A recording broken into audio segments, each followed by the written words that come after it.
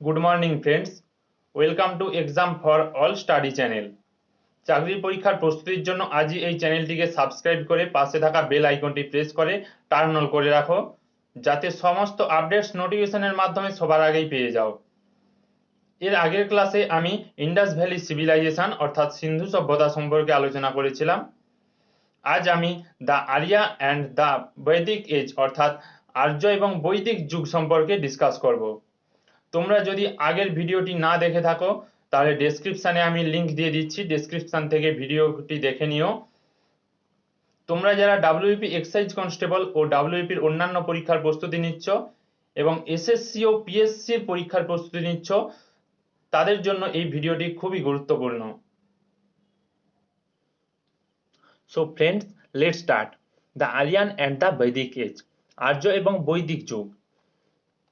Original home and identity অর্থাৎ আর্যদের আদি বাসস্থান এবং তাদের পরিচয় সম্পর্কে জানব। It is still controversial, but the most accepted theory is that they migrated from Central Asia in several groups between 2000 before Christ to 1500 before Christ.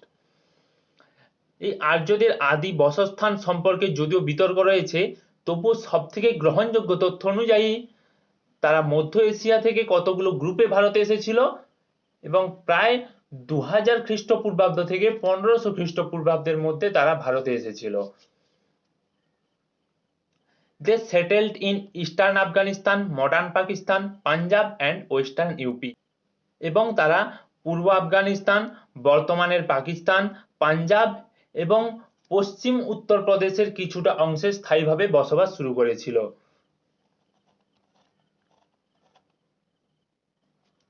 This region is popularly known as the land of seven rivers or Saptasindha.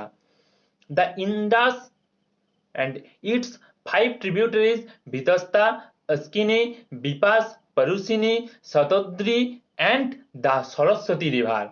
এই আর্যরা যে এলাকায় বসবাস করত সেই এলাকাটি সপ্ত নদীর ভূমি বা সপ্ত সিন্ধু নামে পরিচিত। এই সপ্ত নদীর অন্তর্গত নদীগুলো ছিল সিন্ধু নদী এবং তার 5টি উপনদী। উপনদীগুলো ছিল বিতস্তা, অক্সিনী, বিপাশা, পরুশিনী যার বর্তমান নাম রাভি নদী এবং শতদ্রু নদী, এছাড়াও সরস্বতী নদী। এই 7টি নদী নিয়ে গড়ে উঠেছিল সপ্ত সিন্ধু বা সপ্ত নদীর ভূমি। Vedic age divided into Rigvedic age and later Vedic age. বৈদিক যুগ দুটি ভাগে বিভক্ত হয়েছিল, এক ঋগ্বৈদিক যুগ এবং দুই পরবর্তী বৈদিক যুগ। ঋগ্বৈদিক or early Vedic period was 1500 before Christ to 1000 before Christ. ঋগ্বৈদিক যুগের সময়কাল ছিল 1500 খ্রিস্টপূর্বাব্দ থেকে 1000 খ্রিস্টপূর্বাব্দ পর্যন্ত। Early Vedic people lived in Saptasindha region. আদি বৈদিক যুগ অর্থাৎ ঋগ্বৈদিক যুগের লোক বসবাস করত সপ্ত সিন্ধু অর্থাৎ সপ্ত নদীর ভূমি এলাকায় বসবাস করত।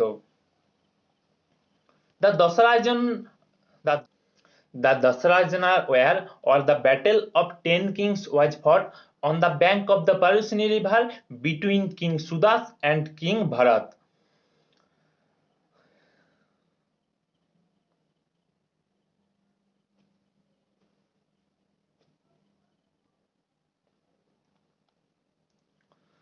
দ্য ব্যাটেল অফ 10 কিংস বা 10 রাজার যুদ্ধ হয়েছিল রাজা সুদাস এবং রাজা ভরতের মধ্যে পারুশিনী নদীর তীরে, যার বর্তমান নাম রবি নদী। King Bharat was defeated by king Sudas. এই যুদ্ধে কিং সুদাস কিং ভরতকে পরাজিত করেছিল। ইকোনমি অর্থাৎ অর্থনীতি কেমন ছিল? Aryan's followed A mixed economy consisting of both agriculture and pastoralism. আর্যরা মিশ্র অর্থনীতি ফলো করত, তারা চাষবাস এবং গবাদি পশু পালন করত।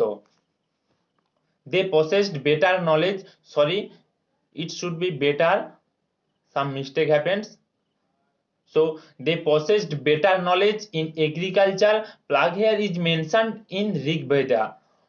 ঋগ্বেদে বর্ণিত আছে যে তারা চাষবাস এবং লাঙল করায় বিশেষ পারদর্শী ছিল। Cow was the standard unit of exchange, গরু ছিল তাদের বিনিময়ের অন্যতম মাধ্যম। Gold coins like nishka, krishna and satamana were also in used. এছাড়াও তারা সোনার কয়েন, নিষ্কা, কৃষ্ণা এবং সাতমন স্বর্ণমুদ্রার ব্যবহার করত। নেক্সট, পলিটি অর্থাৎ রাজনীতি বা রাজ্য শাসন ব্যবস্থা কেমন ছিল। The election of the king was by the tribal assembly called samiti. সমিতি নামক জনসমাবেশের দ্বারা রাজার নির্বাচন করা হতো। দ্য সমিতি was the national assembly of the people while the সভা was the council of elders. সমিতি ছিল জনগণ দ্বারা নির্বাচিত জাতীয় স্তরের একটি জনসভা, যেখানে সভা ছিল প্রাচীন অর্থাৎ প্রবীণদের একটি পরিষদ। King was assisted by many functionaries. Most important functionary was the পুরোহিতা, the religious advisor of the king. রাজাকে বিভিন্ন ভারপ্রাপ্ত কর্মী বা রাজ্য পরিচালকের সাহায্যে নির্বাচন করা হতো। সবথেকে গুরুত্বপূর্ণ ছিল পুরোহিত। এই পুরোহিত ছিল রাজার ধর্মীয় উপদেষ্টা। Weapons made of stone, wood, bone and metals were used. অস্ত্র তৈরিতে পাথর, কাঠ, হাড় এবং ধাতুও ব্যবহার করা হতো। সোসাইটি অর্থাৎ সমাজ ব্যবস্থা কেমন ছিল। Kingship was the basic of society's structure. People gave their primary loyalty to the tribe which was called jana. রাজস্ব ব্যবস্থা ছিল সামাজিক ব্যবস্থার মূল কাঠামো। জনগণ তাদের প্রাথমিক আনুগত্য দেখাতো জনা নামক একটি সমাবেশে। An other terms that stands for tribe in Rigveda is ভিস। ঋগ্বেদে অন্য একটি জনসভার উল্লেখ আছে, সেটি হলো ভিস। ভিস was divided into grammar. When grama clashed with one another, it caused the sangrama or war. ভিস অনেকগুলো গ্রামে বিভক্ত ছিল। গ্রামগুলির মধ্যে যখন একে অপরের সংঘর্ষ হতো, তখন সেই কারণে সংগ্রাম বা যুদ্ধের সূত্রপাত হতো। Varna was the term used for color of people which was classified into 4 varnas: Brahmans, Kshatriya, Vaishya and Shudras.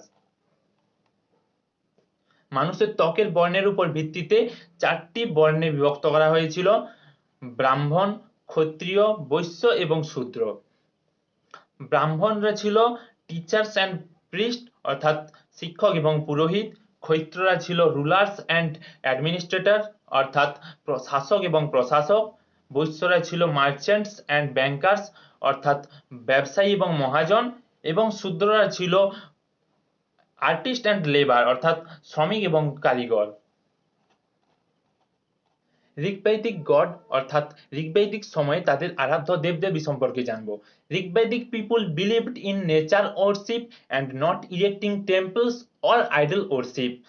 ঋগ্বৈদিক যুগের মানুষ প্রকৃতি পূজায় বিশ্বাসী ছিল, অর্থাৎ তারা মন্দির নির্মাণ বা মূর্তি পূজাতে বিশ্বাসী ছিল না।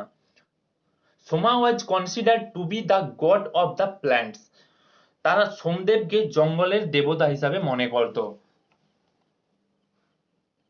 সো ফ্রেন্ডস, আজ এই পর্যন্ত। Next day I will discuss about the letter Vedic age অর্থাৎ পরবর্তী বৈদিক এজ সম্পর্কে আমি পরের ক্লাসে ডিসকাস করব।